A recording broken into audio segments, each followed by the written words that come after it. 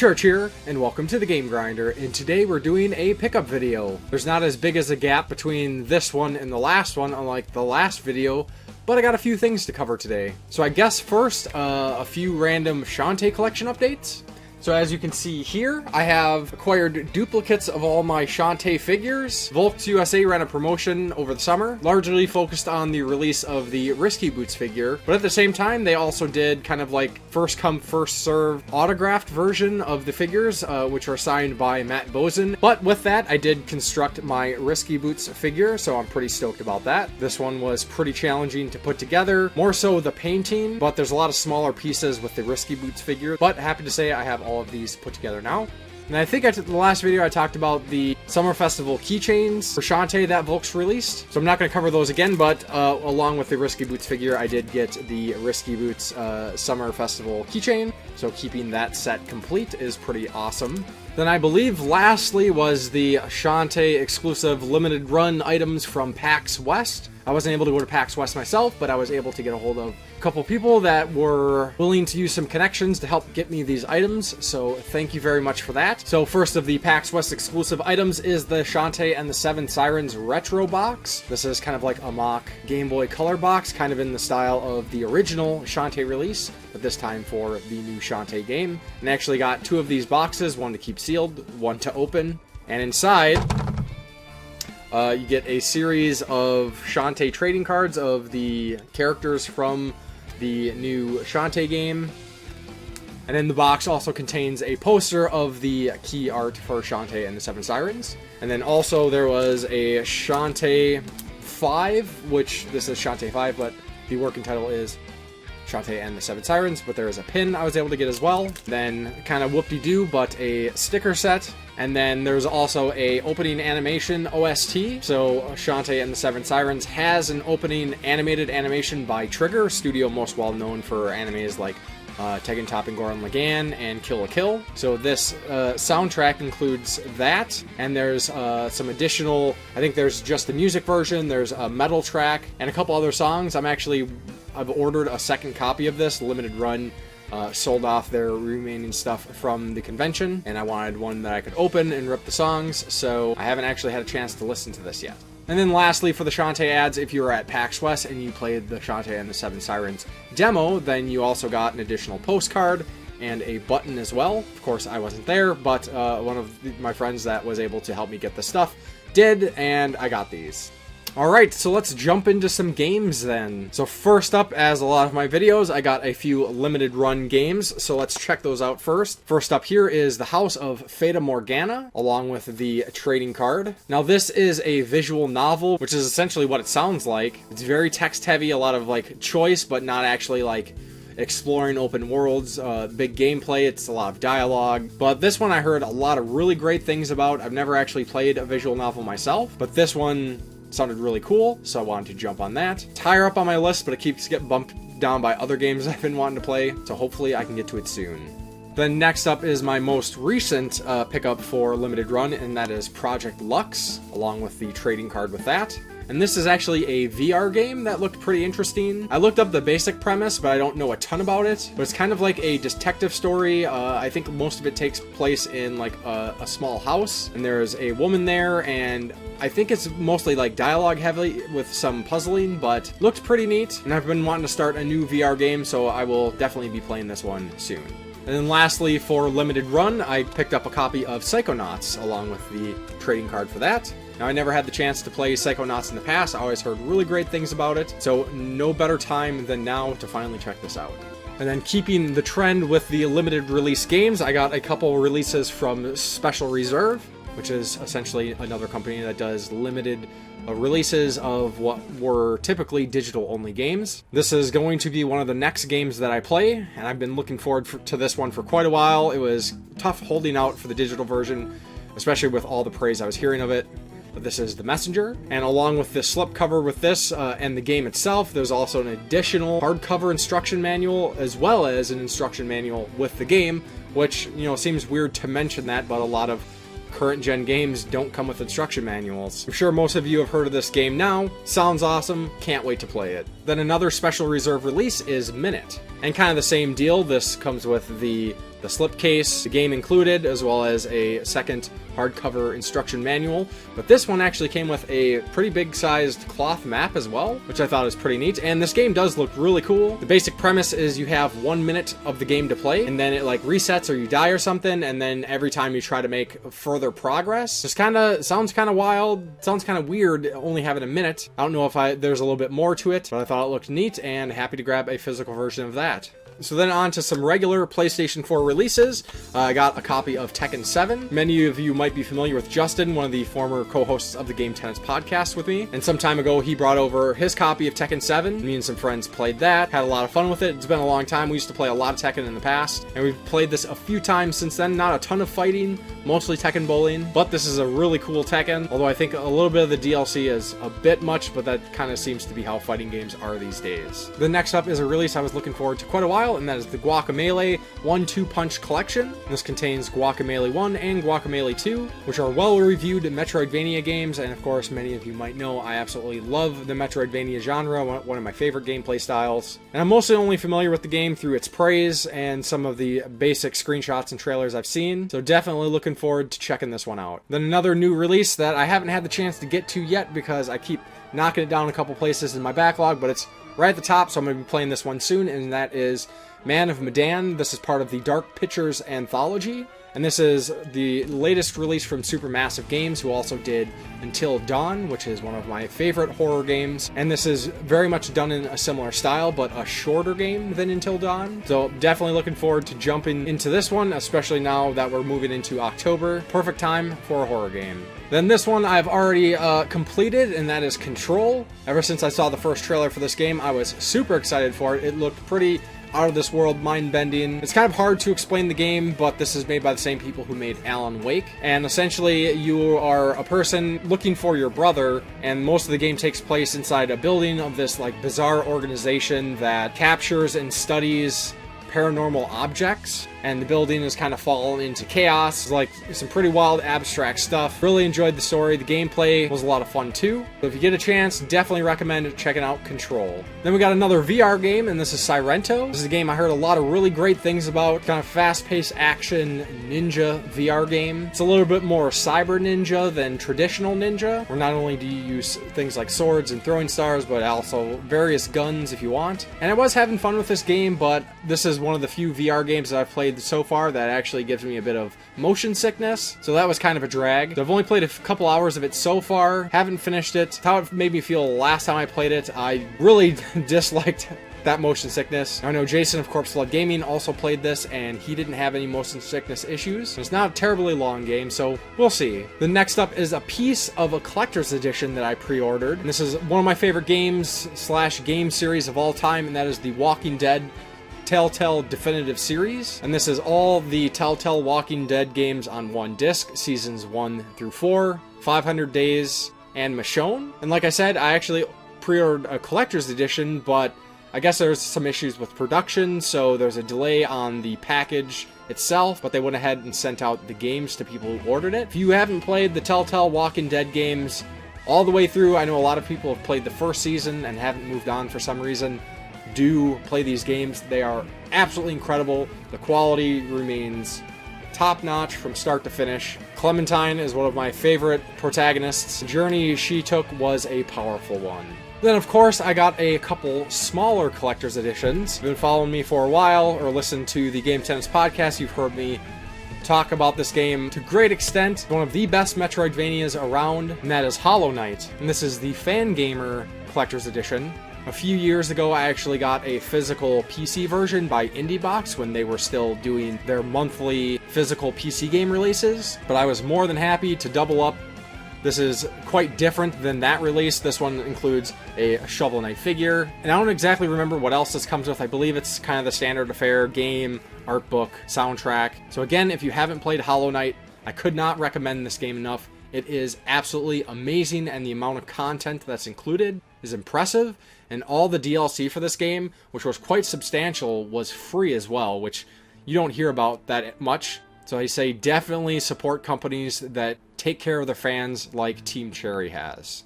then there's a chance you might have seen one of my last videos that I did, which was an unboxing for Catherine Full Body. Now this is a very interesting remaster of Catherine, which was originally out for like PlayStation 3 and the Xbox 360, a game by Atlas. But what's awesome about this, besides just an increased fidelity, is that they actually expanded on the game by adding in a complete new story arc, integrating a ton of new content into the story, which is crazy how seamlessly they did that. You cannot tell any change in quality from the original content to the new content with the new character and how seamlessly they fit into the story. Now, I actually just beat this. Partridge Club played Catherine back in February as Game of the Month, which was the first time I ever played Catherine. I had a blast playing through the game. As much as I really disliked the main character for a good chunk of the story, I ended up playing through the game twice to get the two main story routes, the true Catherine with a K ending and then the true Catherine with a C ending. And then with this one, I've already played through the Rin story, or Catherine with a Q, and got that true ending. And I will say, if you have any interest in playing Catherine, this is the version you want to play. And again, I just want to mention how impressive it is that they added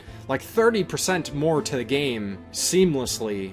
Tons of dialogue, new characters, lots of animated scenes. Seriously awesome, and this is a great, great game. Then next up here, a couple games that I picked up, even though I don't have a Nintendo Switch just yet, but I do plan on getting one. But why not get a head start on that collection for some games that I was really looking forward to. I don't have many Switch games yet, but this is one that I had to have because I love these games, I love this series, and that is the Collection of Mana. This includes Final Fantasy Adventure, which is actually the first Secret of Mana game, not really Secret of Mana, the Seiken Densetsu game. Then it also includes Secret of Mana, and then Secret of Mana 2 or Seiken Densetsu 3, which we never got in the US. I actually played it last year and did a small review in the Games That I Played 2018 Roundup video, but they've renamed it Trials of Mana and included it on this, so this is the first official time that Seiken Densetsu 3 has been released in the US. Awesome game. If you have any interest in Secret of Mana, I definitely recommend checking these out. It's kind of unfortunate that it does not include the remakes for Final Fantasy Adventure or the Secret of Mana remake. I hadn't played the Final Fantasy Adventure remake yet, but I absolutely loved the Secret of Mana remake. I think that's probably the definitive version of Secret of Mana. And then, of course, many of you have probably heard that there is a Trials of Mana remake coming out, which they're taking a little different approach. It's not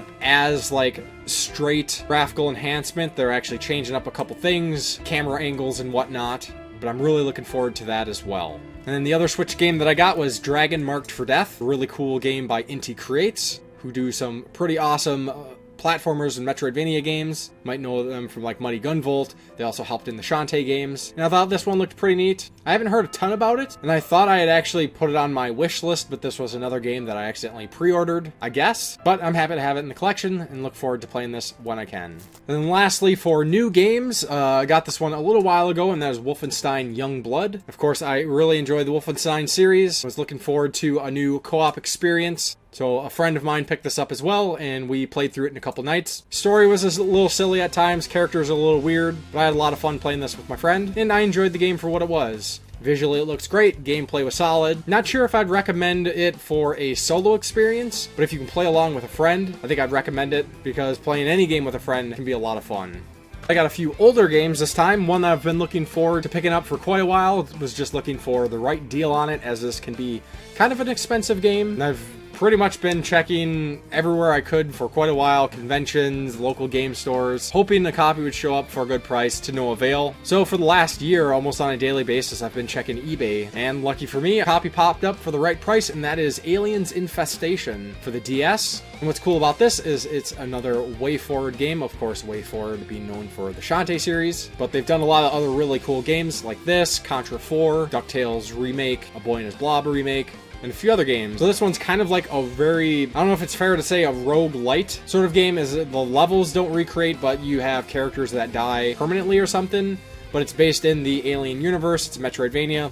Looks awesome. I've heard some great things about it. Haven't had a chance to get to this just yet, but definitely looking forward to this one. Then next up we got Mercs for the Sega Genesis. This was a random gift from Jason of Corpse Flood Gaming. He came down to visit not too long ago, tossed me this, so thank you very much for that. I haven't had a chance to check it out yet, but it looks pretty cool, and apparently this is kind of like a sequel or spiritual successor to Commando, which was on the NES, which I actually did kind of like a little fun review for like a year or two ago. I think it was last year actually, so definitely recommend checking that out, and I'll definitely have to try to get to this one soon. And then this one technically is a retro game that was never released in the US, and that is Radical Dreamers. Now this is kind of a follow-up to Chrono Trigger, as the original writer wasn't completely satisfied with how he left Chrono Trigger and wanted something to kind of bridge that and his next project, which ended up being Chrono Cross. And this is essentially a text-focused, dungeon-crawling visual novel. It's almost like a side story or kind of a what-if alternate dimension sort of thing. I really can't say much without completely spoiling the game.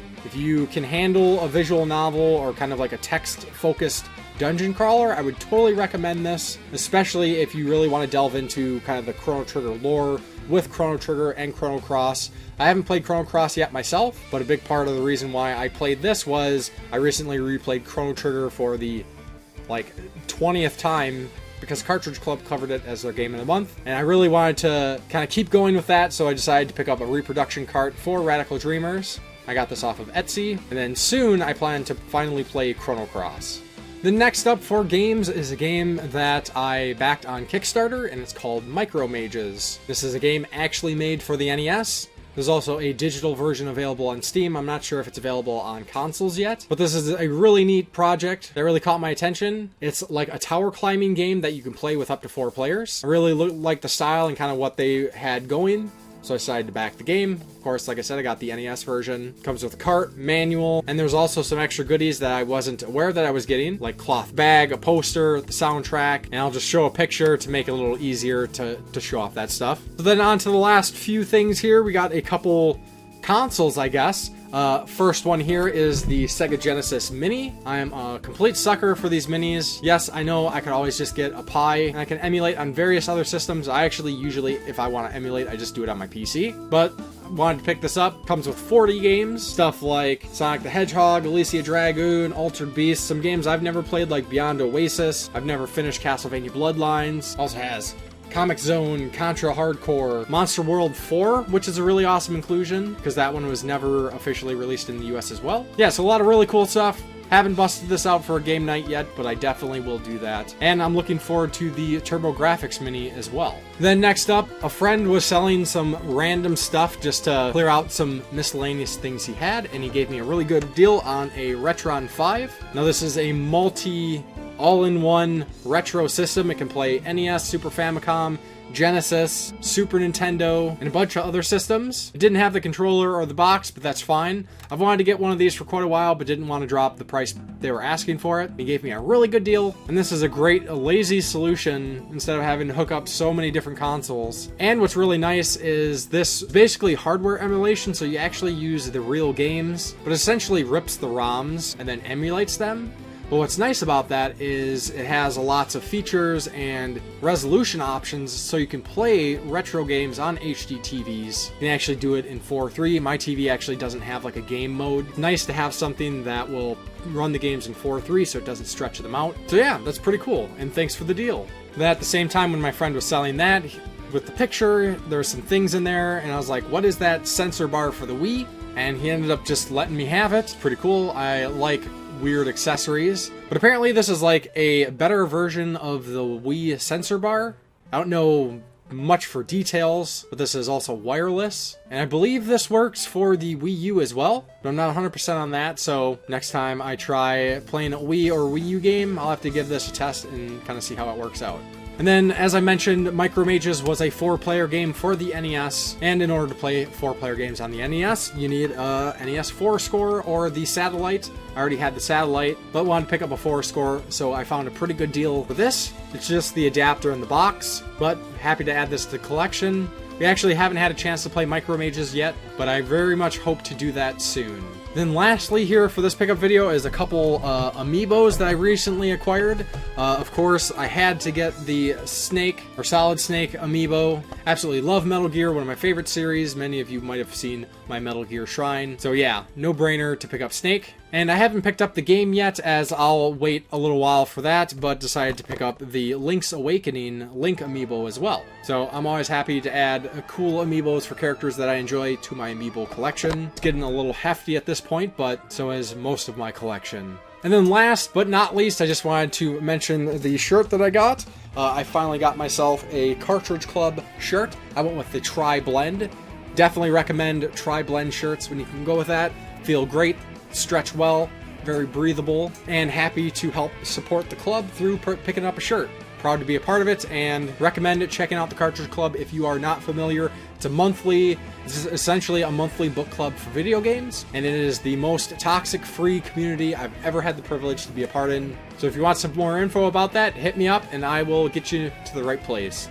So, that is everything for this pickup video. Got a few games this time. Of course, as always, I would love to hear your thoughts on some of these games. If you can share any details about some of the games that I didn't know much about or haven't played yet, please do so. But yeah, definitely let me know your thoughts. Then as always, thank you very much for watching, and I will talk to you next time on the Game Grinder.